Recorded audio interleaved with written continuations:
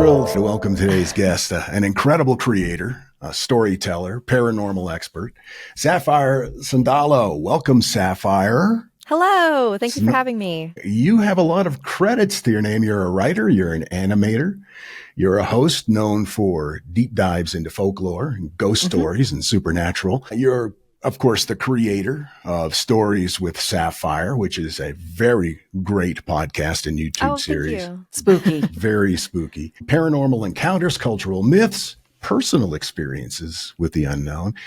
And of course, you might recognize her from Paranormal Night Shift and Paranormal Caught on Camera on the Travel Channel. You lend your expert insights into some of the more unexplainable stuff. And where I discovered you was the Travel Channel's Ghost Town Terror. He's been hooked lately. And yeah.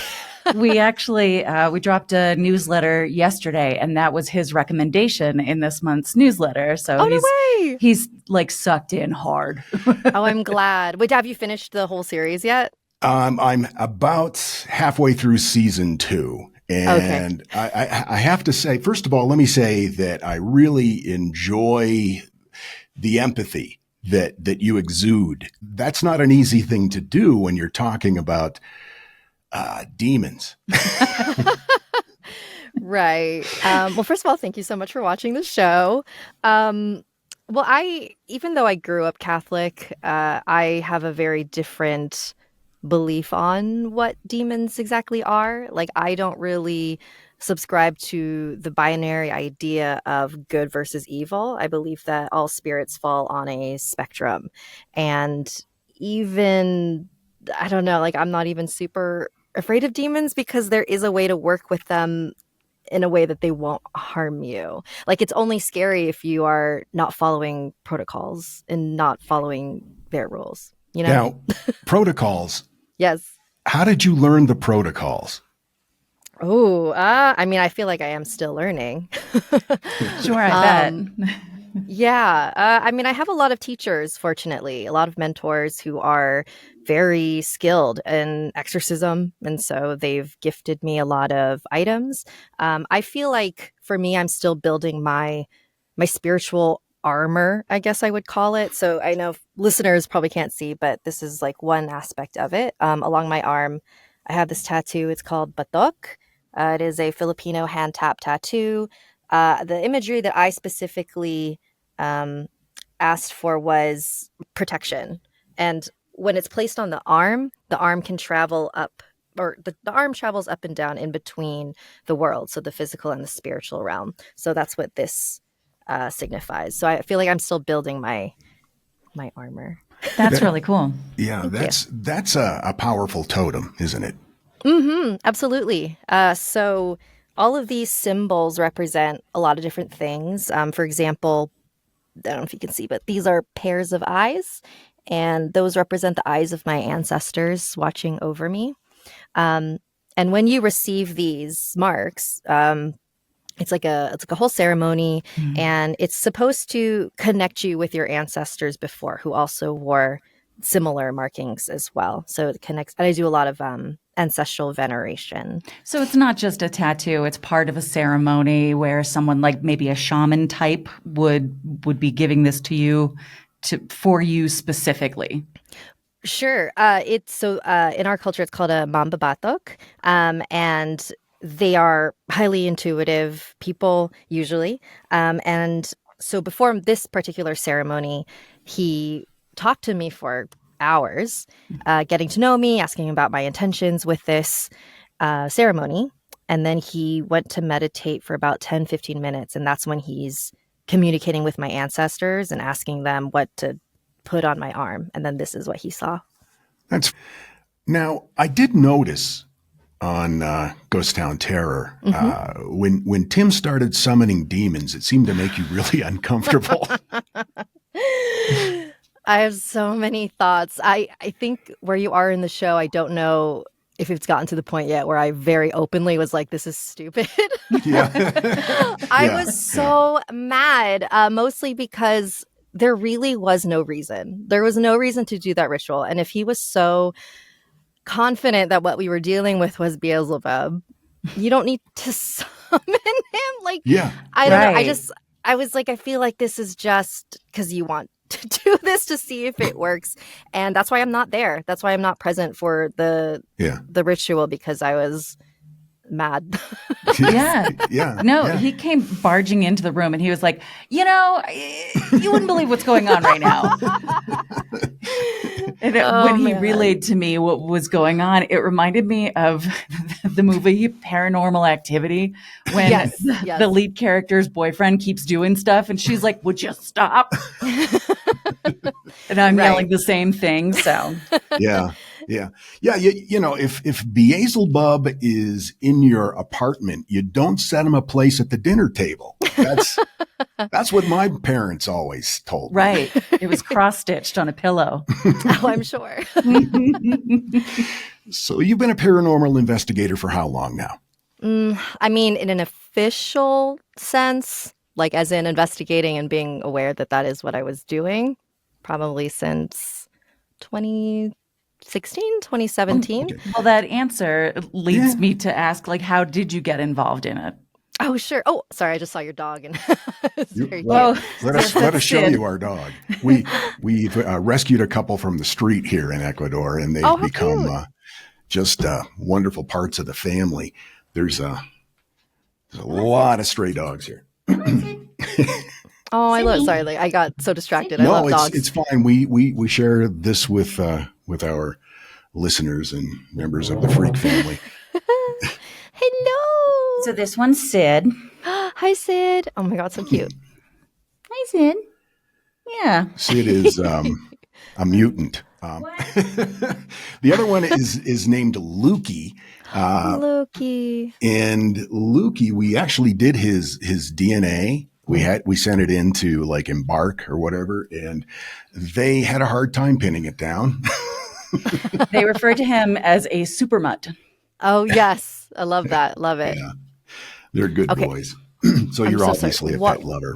Yes, I have 2 dogs. Oh, that's wonderful to hear. So yeah, take us back to the beginning. When did you unofficially begin to investigate this? Sure. So I have always been obsessed with the paranormal ever since I was a kid. My grandpa in particular would share these really cool stories of when he was in the Philippines when he was younger. That's when I first learned about all of the folklore creatures. So aswang, santelmo, duende, things like that. And he had encounters with all of these things. And I was like, what? This is so crazy. And everyone else in my family also had really cool ghost stories. Like it felt like every other week, someone was like, oh yeah, like that little girl in our apartment was, talking to us again. It was just so normal. Yeah. And I was like, what the heck? Like that type of stuff never happened to me.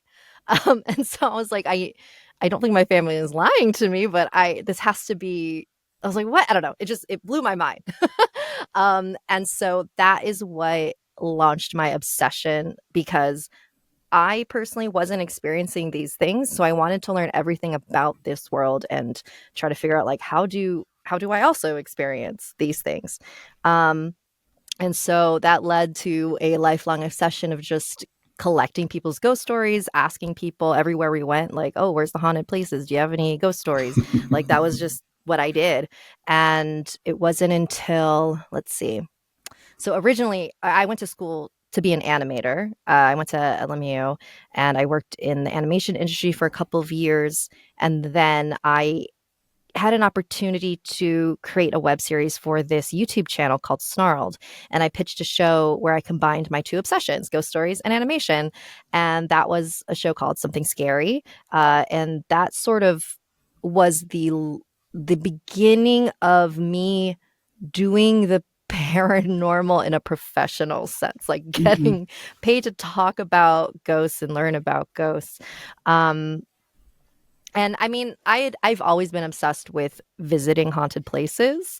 Sure. We get it. Yeah, we're right? with you there. Yeah, it's fun. There's just so much history in all these places, and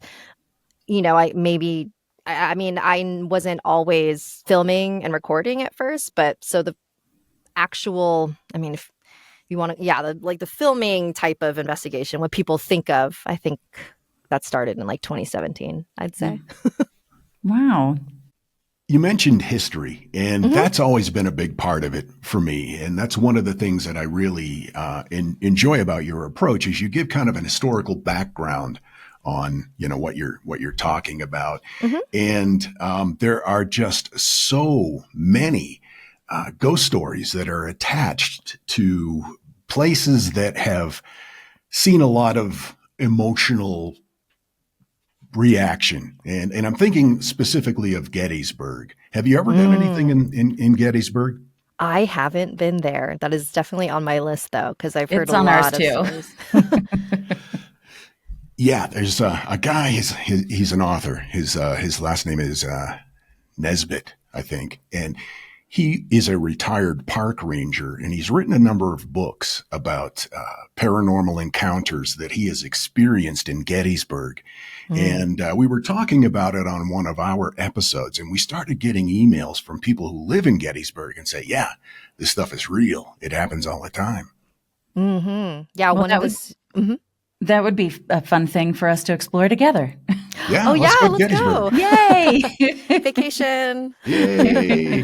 Yay! Well, you were talking about how, when the demons are being summoned, that's something that you kind of remove yourself from because you're not so jazzed about that, being a part of that. What is something that you do that you find incredible joy in?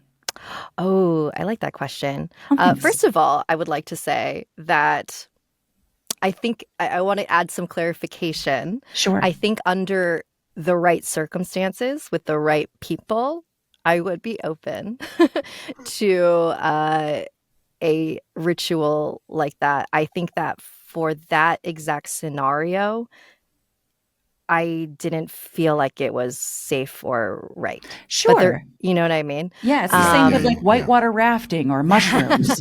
You want to make sure that you're in a safe place. Right. Yeah. Because I'd say I've worked with some darker things. And I feel like the word demon has become, it means such a different thing depending on who you're talking to. Sure. Which is another reason why I think because of pop culture and horror movies, people automatically assume it's like, big scary monsters, but it could also be just something that's inhuman, like dragons. Like I work with dragons, but some people might think that that's demonic. Oh, interesting. Yeah, no, that's true. And certainly there's a part of the population that thinks that anything related to this field of investigation is demonic. Right. And I've, like you, always been fascinated with what's out there, what's beyond, there's so much more that we don't know. Well, I was just reading that the electromagnetic spectrum is pretty huge, and we only can perceive with our eyes, the rainbow, basically, the spectrum. That part of the optical spectrum, that's only 0.035 of the entire spectrum. That is exactly the example I was going to give, is like how little we perceive on a day-to-day basis and how much more is probably just out there going, hey, what's up? Oh, absolutely. Yeah, that's why I get really mad when people are like, oh, like I can't see it, so it's not real. And it's like, do you understand how little you see as a human? Yeah. Like, that's you crazy. Can't see gravity either, Right. I mean. But it's real. It sure is. Yeah. And I'm so sorry, you asked a question earlier and I definitely didn't answer it yet. So that's all right. Could you re-ask it? Yeah, I was just wondering where, there are some darker parts of what you do and maybe some parts that you're not so jazzed about. So where are the things that you find great joy in? Oh, okay. Yes, I remember now. Yeah. So like I mentioned before, I also practice ancestor veneration. So that's exactly what it sounds like. Just acknowledging all of the people that had to exist in order for me to exist. And so I keep an altar for them. I have all of their pictures. And I have had... So that's the thing. People love asking me, like, what's your scariest paranormal experiences? But the ones that happened to me the most are just really cool and beautiful things that happened with my ancestors. So I can share one. Yes, please. Please do. So my favorite one happened, let's see, what year is it? What is time? I think for real. We know it's not linear. Right. So I think it was 2 Augusts ago, August 2023. I went to Hawaii to receive batok on my leg. And let's see. Let me figure out like a short way to say this. So when Take your time. when I received this one, I went with my cousins, my other 2 cousins, and the way that the ceremonies happen, only one person per day. And on my cousins' ceremony days, they each saw their name along our route on the way to the ceremony. Wow. And I was like, I didn't see my name. Like, I kind of felt a little FOMO, a little left out. And I was like, do my ancestors like not approve of this? Like, I was like a little sad about it. And so when I went to Hawaii to get this batok on my leg, I set this intention of, okay, ancestors, and I did dedicate this specifically to one of them. I said, if you approve and are chill with this that I'm dedicating to you, let me know by letting me see my name somewhere. And before we left, I actually originally had a different day. It was going to be September 2. And then last minute, Natalia, the Mamba Batok, she told me that she was going to move it to September 3. So I was like, okay. So then the day comes. We had been in Hawaii for a couple days already. I hadn't seen my name anywhere. And I was like, oh, like, I hope it happens. I hope it happens. And then the day comes and we stop by, I don't know, like a CVS or whatever. And when I come out of the CVS, I stop because I see this pickup truck that has a license plate that says Sapphire. And I'm like, Sapphire? Does that count? Like, I was like, wait, does that count? But I kept questioning it because I was like, it's not exactly my name. And I know there's only, a certain amount of letters that can fit on a license plate. And I was like, no, that's not it. I was like, that's not it. So I kept just, writing it off. So we get there to the ceremony and we're all like, or she puts on some like Disney music and we're like singing along. And then like Circle of Life comes on. And there's a line through the sapphire sky. And we're like, hey, Sapphire. And we all start laughing. And I was like, I don't think that's it. I'm like, no. It would be like way more obvious than that. Obvious. So so I'm getting put all the way down my leg. It's very long piece. And so it maybe takes like 5.5 hours. And so we take a break in the middle of that. And I take my phone. I'm, just like opening Instagram and I see that I'm tagged in something by this account called Happy Name Day. I was like, what's this? So I click on it. And then it says, it's just like an image that says Happy Name Day Sapphire. And I was like, what the hell is a name day? And so I'm like looking at it and I guess I feel like I'm going to forget. I believe that it is a Greek practice where there are certain days for each name. And the day that was chosen for your tattoo was your name day? Was that day. And I have never heard of a name day before.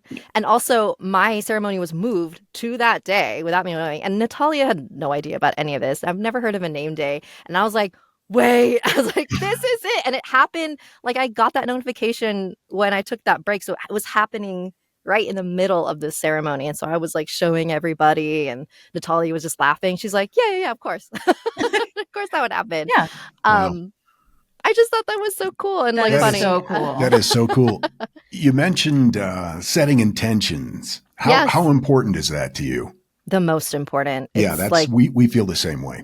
Yeah. And if you practice any type of magic, you'll know that intent is everything. Like you could, do the physical thing and have all the tools and do whatever. But if this in here, your intent, your mindset isn't right, then it's not going to work out the way that you plan. It's so funny because when I started watching Ghost Town Terror, I said, she would be great to have on the show. And we normally don't do interviews. We're storytellers. And it was the next week that our Spotify managed partner reached out and said, would you like to do a promo swap? And I'm like, oh my could that be the same Sapphire? And then you said, I'd like to have him on the show. And so there you go. Stuff like that happens to us all of the time. Oh, I love it. It's remarkable. It's pretty amazing. That's beautiful. And that's the thing that people love to poo-poo on manifestation, but like all it is just, for me, my definition of manifestation is just being aware, hyper aware of what already is destined for you, you know? That makes so much sense. And I think that is a lot more of an accessible idea for a lot of people. They don't want to think like, oh, it's magic in the way that I'm just crafting a thing with my brain. And it's like, that's not exactly what's happening. And one of the things that we started to notice early on in our relationship, but certainly when we started doing the podcast, was the series of numbers, the sequence 1111 kept showing up everywhere and still does. And so we actually named our LLC 1111. Oh, nice. Because of that. Everywhere we go. And it happens in the most unusual ways. And it always is, wouldn't you say, a heads up that we're moving in the right direction and that big things are coming in just weird places. Like you found a notebook in Ecuador that just said 1111 on the cover of it. Like one of the first days that we were here, and we were like, okay, this was a good move. We made a good choice. Oh, that's awesome. But, I love that. It doesn't have to be like this woo-woo thing that some people think that it is. And, you know, you can just incorporate it into like a regular life. It's not that weird. Right, exactly. And that's another thing what I love to share on my podcast is showing people that like the paranormal and the spiritual can sometimes be very small and subtle. Like even with my name thing, like that's not like a huge like thing, right. But it's still really cool. It's very cool. It's very cool. And you mentioned paying attention, and I think that's the big thing. Once you make that intention, you have to pay attention. That's pretty good. Yeah, that rhymes. Yeah, almost. Good time. And if it rhymes, it's true. That's what we've learned. Yes, absolutely. So what's up? What's next for you? What projects are you setting an intention for? Oh, I actually just got back from filming something, but unfortunately I cannot talk about it yet. So fingers crossed that it turns into something I can talk about. Let's see. I am working on, so I am also a musician, and I'm working on a horror musical short film. I'm trying to find private funding first because I don't want to resort to crowdfunding, but I will if need be. But it's one thing I'm sort of just working on the side. Oh, that sounds wonderful. Thanks. I'm a big fan. Oh, yeah. yay! I love horror anything, and so I'm really excited about seeing what you come up with, combining horror and music. Yeah, like Rocky Horror. Yeah, but updated. Yeah. And there'll be like practical effects because I love that sort of thing. That's and I have a friend who's does that for a living, so they'll be making those. That's wonderful. Well, aren't you just a little ball of magic? Just a little music, a little writing, a little drawing, a little this, a little that. I've got to say, I feel kind of like we've met a kindred spirit here. And, yay! Really appreciate you taking the time to sit with us. Where can people find all of your great work? I have a website, storieswithsapphire.com. I also have another website that has stuff that also includes non-spooky things, sapphiresandalo.com. I'm on Instagram at sapphire_Sandalo. And that's kind of, my YouTube channel, youtube.com/sapphiresandalo. And I want to say that's it. I think so. It's the whole for now omnipresent approach to social media. I love it. Will you come back on sometime? Absolutely. Okay, Yay. great. We really Appreciate it. Yeah, this was fun. Sapphire, thanks for taking the time. Yeah, thanks for having me. I really appreciate pleasure. it.